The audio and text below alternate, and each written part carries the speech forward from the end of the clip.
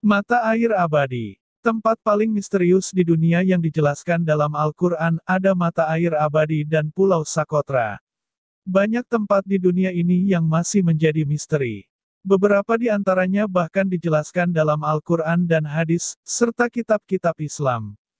Salah satunya sebuah pulau yang diyakini dihuni oleh Dajjal.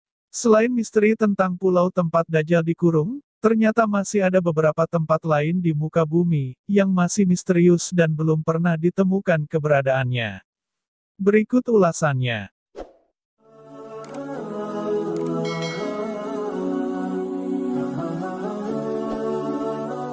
Pulau tempat Dajjal dikurung. Dajjal dalam ajaran agama Islam diyakini sebagai salah satu makhluk penanda akhir zaman.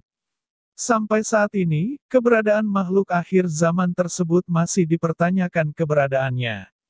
Banyak yang menyebut Dajjal saat ini masih dikurung di sebuah pulau dan akan keluar begitu akhir zaman sudah dekat. Namun, di mana letak Dajjal dikurung hingga saat ini belum ada yang menemukan. Ada beberapa pendapat yang mengatakan jika Dajjal dikurung di sebuah pulau yang bernama Socotra yang terletak di Samudera Hindia.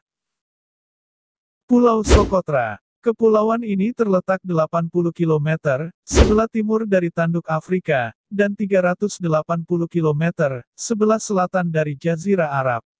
Namun, belum ada bukti yang kuat, sehingga masih banyak ulama yang tidak setuju mengenai hal ini. Akan tetapi, sebagai umat Islam kita wajib mengimani akan keberadaan Dajjal sang pembawa fitnah besar yang akan keluar di akhir zaman.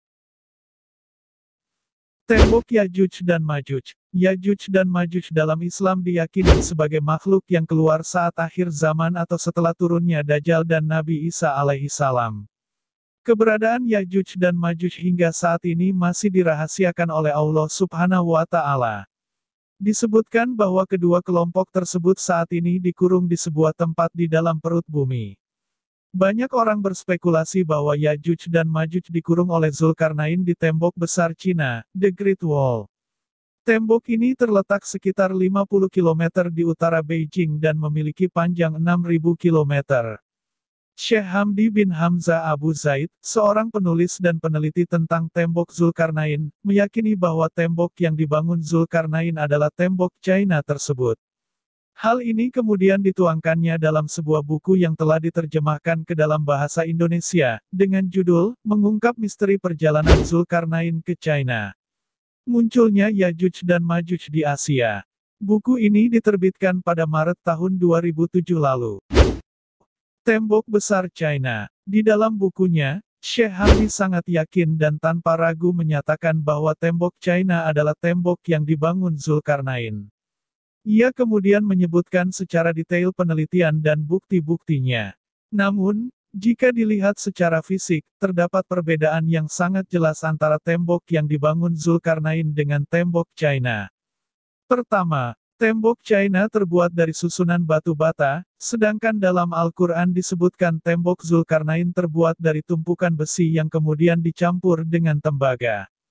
Kedua, tembok China dibangun secara bertahap selama ratusan tahun dari berbagai dinasti yang memerintah China, di antaranya dinasti Han dan Ming. Sementara itu, penjelasan Al-Quran tembok itu dibangun oleh suku bangsa yang meminta pertolongan kepada Zulkarnain. Dan setelah selesai, Zulkarnain menyatakan bahwa tembok itu tidak akan bisa dilewati dan dilubangi oleh Yajuj dan Majuj. Ketiga, dalam Al-Kahfi ayat 86, ketika bertemu dengan suatu kaum di barat Allah berfirman kepada Zulkarnain, yang memerintahkan terserah kepadanya, mau diapakan kaum itu.